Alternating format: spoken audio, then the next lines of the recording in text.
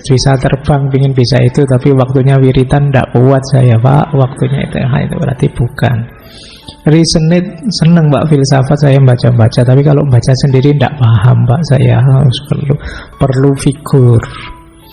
Nah, macam-macam, coba kalian cek sendiri. Mungkin ada orang yang gabungan 2 atau 3, siapa tahu ada yang 6-6-nya. Kalau bisa 6-6-nya hebat sekali. Baik, monggo saja, setiap orang punya tipenya sendiri-sendiri.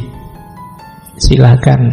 Bukan berarti kalau sudah akhlak tidak peduli ibadah loh ya, tidak peduli sekret. Ini maksudnya titik tekannya, fokusnya, yang diutamakan oleh orang yang beragama ini. Jadi yang dinomorsatukan, ada yang menomorsatukan ibadah, ada yang menomorsatukan akhlak, ada yang menomorsatukan tata hati untuk ikhlas pada Tuhan, ada yang menomorsatukan mencari rujukan figur tokoh yang benar, ada yang menomorsatukan pengalaman keagamaannya, ada yang menomorsatukan pemahaman inteleknya.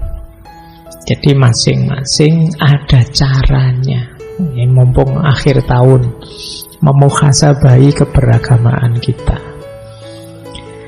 Baik, ini agamanya. Sekarang filsafatnya. Jadi banyak orang ketika mendengar kata filsafat, dia sudah, apa kalau bahasanya anak hari ini ya, ilfil duluan. Mungkin kalian juga begitu sebagian. Ya tidak harus karena menganggapnya sesat, haram atau kafir, tapi mungkin ada yang membayangkan mesti ruwet, mesti bulat, mesti susah, kan selalu begitu kesanmu. Tapi sering saya bilang, yuk kita pahami dulu hakikatnya filsafat. Filsafat itu bisa satu inquiry, satu pencarian, bisa juga satu set of mind atau set of belief, bisa juga satu akademik disiplin, satu ilmu, satu kajian. Jadi ini ayo dibedakan biar tidak dicampur. Kalau sebagai inquiry, pencarian, itu yang saya bilang filsafat sebagai proses. Disinilah yang sering saya sebut, kita dituntut untuk mendayagunakan akal budi kita untuk berpikir. Jargonnya dari mitos ke logos, menuju filosofia, cinta kebijaksanaan. Ini namanya an inquiry. Filsafat sebagai satu pencarian kebenaran, pencarian kebijaksanaan. Kalau di makna yang pertama ini, ya semua orang pastinya, meskipun tidak sadar atau tidak ngaku, pasti berfilsafat. Tidak ada yang tidak. Begitu orang itu memikirkan hidupnya, dia sedang berfilsafat. Hidup yang baik itu yang kayak gimana ya? Hidup yang benar itu yang kayak gimana ya? Begitu kalian berpikir begitu, kalian sedang berfilsafat. Meskipun nanti ketemunya, oh menurut saya yang paling pas hidup itu ya patuh saja 100% pada tuntunannya Allah misalnya. Ini sejenis penemuan kebenaranmu. Orang lain menyimpulkannya bisa berbeda. Jadi ini yang sering saya sebut filsafat sebagai proses. Yang ini ya setiap orang pasti melakukannya sadar atau tidak.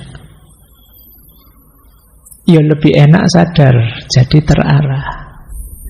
Meskipun kalau misalnya kalian tidak senang dengan kata filsafat, ya monggo saja kamu pakai istilah berpikirkah, merenungkah, berefleksikah, kontemplasi, monggo saja yang kalian cocok. Jadi makanya dulu di pertemuan awal saya sebut orang tidak suka filsafat, tidak masalah, tapi kalau tidak mau berpikir, berhenti dia jadi manusia. Karena penciri utamanya manusia itu berpikir. Baik, yang kedua, Filsafat juga kadang diartikan a set of mind atau belief.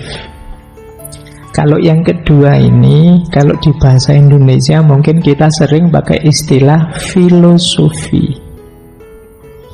Setiap orang punya set of mind, punya filosofi-filosofi hidup yang dia yakini.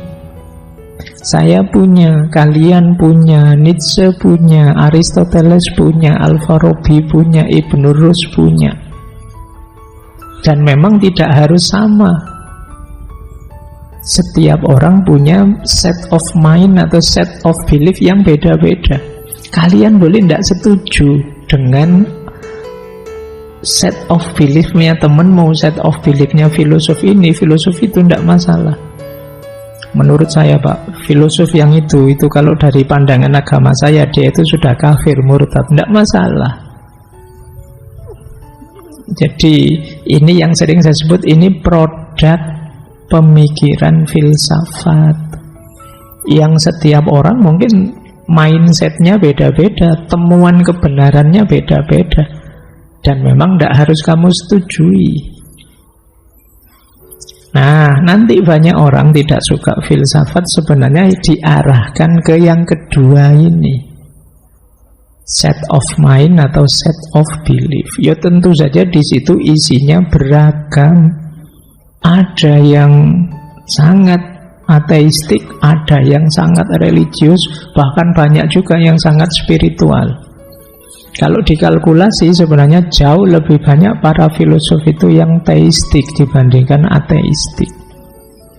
Kalau mau bikin kuantitatif loh, tapi kan setiap mindset ya monggo saja.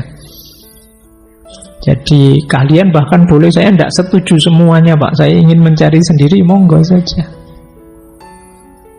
Jadi kalau di level yang kedua ini, kalian boleh setuju, boleh tidak setuju, silahkan. Dengan mindset yang mana? Saya suka Pak kalau cocok dengan akidah saya, yang tidak cocok saya tidak suka, tidak masalah.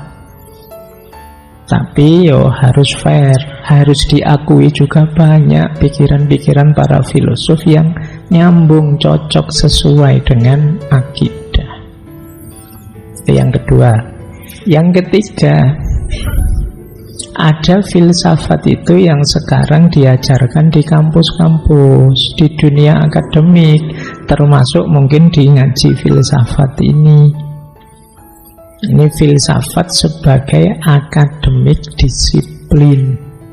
Kalau ini sebagai ilmu, sebagai teori, bahan pertimbanganmu untuk melakukan inquiry. Kamu membaca Nietzsche, kamu membaca Sartre, kamu membaca Imam Ghazali, kamu membaca Al-Farabi, monggo saja.